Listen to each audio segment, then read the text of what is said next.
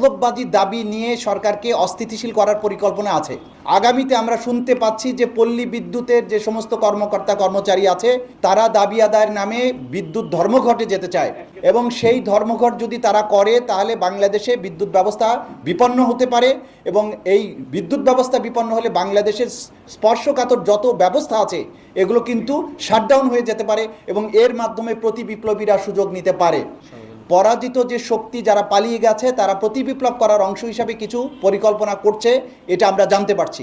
আমি বাংলাদেশের জনগণকে অনুরোধ করব যে এই সরকারের কাছে সব দাবি জানানো যাবে, কিন্তু এক্ষুনি আজকে আপনি 17 বছর বসেছিলেন, আজকে হঠাৎ করে পল্লী বিদ্যুতের লোকদের কেন মনে হলো যে 24 ঘন্টার মধ্যে দাবি না মানলে আমরা শাটডাউনে যাব?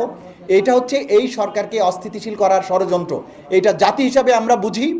আমরা অনুরোধ করব যে আমরা বিপ্লবী সরকার, ছাত্র জনতা এখনো মাঠে আছে, এমন কিছু কাজ বা দাবি